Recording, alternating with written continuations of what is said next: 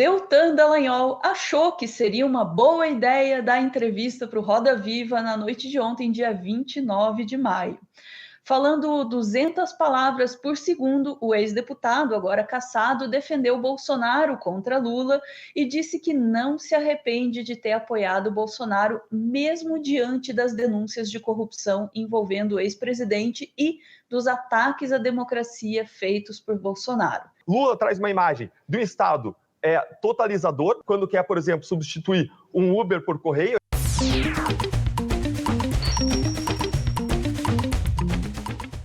Eu não sei se isso é notícia, para falar bem a verdade, porque me parece que nada mudou aí no posicionamento do Deltan Dallagnol. Mas vamos ouvir a pergunta do Flávio Costa, do Intercept, e a não resposta do Deltan. No dia do segundo turno, a Polícia Rodoviária Federal foi usada numa estrutura para impedir votos de nordestinos, né, com operações, né, atípicas. E teve 8 de janeiro. Então, o senhor acha, então, primeiro, que ele é honesto, ele é uma pessoa democrática, então ele é uma pessoa melhor do que Lula? Flávio, eu não... Pera, a pergunta já é ótima, assim, né? Lista todas as coisas que o Bolsonaro fez e termina. Então você acha que ele é um cara honesto e democrático? Adoro, parabéns, Flávio, mandou bem na pergunta. Mas vamos ouvir a não resposta do Deltan, porque ele escorrega mais do que... Eu ia dizer escorrega mais do que bagre, mas eu acho que a comparação melhor com peixe é ele desvia mais do que peixe da mancha de óleo, né? Eu não disse O Deltan é um peixe que você inteligente. falou. Avaliando Lula, avaliando Bolsonaro, eu não penso duas vezes em defender Bolsonaro contra Lula. Lula tem uma concepção que eu acho totalmente errada de mundo. Lula traz uma imagem do Estado totalizador, quando quer, por exemplo, substituir um Uber por correio, entra na liberdade econômica, quando quer censurar redes sociais, controlar redes sociais. Olha que safado, para... Não.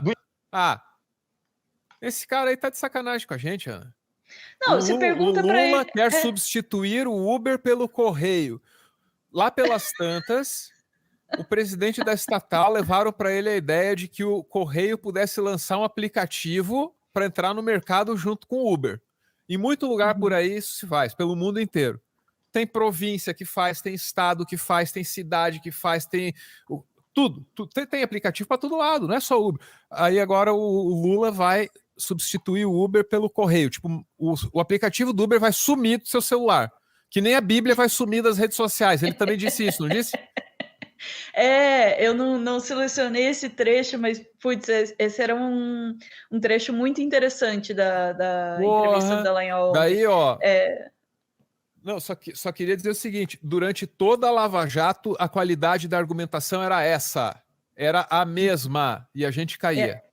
E a gente caía. Tô falando aqui, eu, você, vamos todos nos assumir como otários, que é para deixar os que foram mais otários ainda à vontade, tá? Nós nos deixamos enganar por essa qualidade de argumentação. É isso. O Lula vai tirar o Uber e vai pôr o correio. Porra, me respeita, pô. Não, me trata que nem adulto quando mentir pra mim. Por favor. Na moralzinha. Mas não é isso que o Deltan tem feito, não, viu? Ele, de fato, continua com as mesmas argumentações, o mesmo estilo, né? Aliás, o mesmo nível de argumentação daquele PowerPoint, sabe? É tudo baseado tudo baseado em suposição, tudo baseado em tudo culpa do Lula, em meme, em coisa que ele viu na internet, é super raso. Agora, Álvaro, a gente ainda vai precisar de um tempo para analisar essa entrevista do Deltan, porque eu vou te falar, é o primeiro vídeo no YouTube que precisa ser visto em velocidade 0.5, tá? Porque ele fala assim, você para... E a corrupção... Mano, pra quem viu, assim, foi incrível. Ele tava assim, vermelho, gesticulando e... Não dá, o pessoal queria que eu contasse quantos corrupção ele falou ontem. Não dava tempo de contar. Depois disso, ontem a gente tava na cama, eu já ia dizer, eu quis cortar o barato dela, tava se informando aí pra hoje, eu falei, pô, pensei aqui comigo assim, agora eu vou te contar. Não é adequado ver isso, tá ligado? Antes de dormir. Não, eu dormi no meio. Me deixa acelerado, aquele nervosismo passa pra gente, sabe? O menino, né? Falando. Caraca, muito nervoso. Então, mas aí claro, chamou atenção isso, o fato dele estar muito acelerado. Ele chegou até a comentar, ele deve ter entrado no Twitter no meio da entrevista, voltou de um bloco comentando que a galera estava dizendo que ele estava falando muito rápido. Ele falou, não, eu falo assim mesmo e tal. Mas ele parecia bem nervoso, assim, sabe? Gritando assim, exaltado, né? Falando rápido e alto, enfim, né? Não vou nem julgar o vermelhão, que eu também fico vermelha quando eu tô nervosa, tá? Mas eu não fui promotora de justiça e não tive julgamento anulado, né? Mas tudo bem. Mas o que me chamou muito a atenção nessa entrevista, Álvaro, foi a estratégia que o Deltan usa para falar quando confrontado com a anulação do julgamento da Lava Jato. Ele usa a mesmíssima estratégia do Moro, que é questionar o jornalista que menciona a anulação do julgamento, como se o jornalista tivesse feito, como se o jornalista fosse o STF, entendeu? E tem que defender a anulação do julgamento, que Entendi. Não é um ponto que está em questão. O julgamento foi anulado. Isso é ponto pacífico, isso não é decisão do jornalista. Mas tanto o Moro, outro dia foi o que? Na Globo News, que ele estava dando entrevista, usou essa mesma estratégia, né, de questionar os jornalistas, falando muitas vezes, me diz então, me menciona aí uma pessoa que foi condenada injustamente, menciona aí uma pessoa que foi conduzida coercitivamente, não sei o quê, né? Teve essa discussão, teve bate-boca, né, na Globo News. E agora o Deltan usou exatamente a mesma estratégia no Roda Viva, também de questionar e interpelar diretamente o jornalista que menciona a questão da Lava Jato, para que o jornalista fique numa posição de ter que refazer o julgamento do STF. A minha pergunta é, Álvaro, continua em conluio com o juiz? Pois é, fica parecendo, né, que eles... que eles, mais uma vez, encontraram a mesma estratégia de defesa, assim, no mesmo lugar, por pura coincidência. O que é sempre interessante, né? Mas esse momento final do Deltan, ele é muito revelador, né, Ana, dos processos que a gente viveu, assim, ao longo desses últimos anos, sabe? É muito revelador. Para mim, aqui, onde eu tô, é difícil de imaginar que o que eu conheço de mais tacanha, de mais local, sabe? Na elite da minha cidade, Curitiba, tivesse envolvido com o que você pode imaginar, assim, sabe? De mais sofisticado em termos de conspirações globais.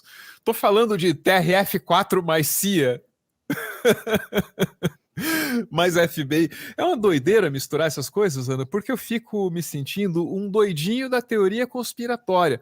E aí eu peço para vocês, e eu acho que isso é o fundamental, leiam, não o material nosso aqui, mas da agência pública, do Intercept, e vai vendo qual é o cenário que está sendo pintado para essa Lava Jato agora, né?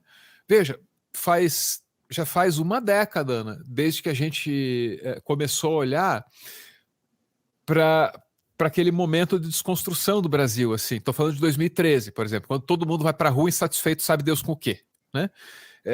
Já faz uma década, está se criando um pouco de distanciamento histórico, o material vai se acumulando e fica parecendo que a gente estava num processo assim de sabotagem internacional muito intenso, muito intenso. Somem as revelações a respeito da espionagem declarada, aconteceu na Petrobras, o que aconteceu com a Petrobras depois, aí tem a Lava Jato, tem essas participações completamente marginais do Ministério Público da Suíça, de gente do FBI, com frases como, lá é o Brasil, vai e faz. Pesquisa. E aí você vai ver o que é que estava por trás desse menino desmiolado e desequilibrado falando rápido no Roda Viva. Ele não pode ter feito aquilo ali sozinho. Olhando para aquele rapaz exasperado, perdido naquela entrevista, eu fico pensando que o senhorzinho Deltan, ele é muito mais eficiente para fazer a maldade dos outros que para fazer a maldade dele mesmo. Que ele por ele não se sustentou aí um semestre na política, né? Então é isso. Quem estava por detrás desse playboy curitibano aí que recebeu o chamado de Jesus enquanto surfava para salvar o Brasil da corrupção. Quem se aproveitou desse merda? Essa é a questão que eu coloco para vocês com profundo cuidado, cabeça no lugar, calma e respeito. Respeito em primeiro lugar, seu filho da... Muito obrigado por ver esse vídeo até o final, viu? A gente está criando um clube, para as pessoas que veem o vídeo do Meteoro até o final. Só que é o seguinte, você não pode contar para ninguém que esse clube existe. Aí ele fica sendo exclusivo para quem viu o vídeo desse canal até o fim. Essa é a proposta. Então conto com você, tá? E aí você agora escaneia isso aí e entra no grupo, mas só se você quiser. Eu quero um grupo bem difícil de entrar. Aliás, vou começar a mexer o QR Code na tela aqui, ó, pra você não conseguir escanear. Isso. Tem que lutar para entrar nesse grupo. Entra lá. Se você mandar um áudio, de repente seu áudio vira conteúdo aqui, viu? Fique sabendo disso já. Obrigado, gente. Valeu mesmo.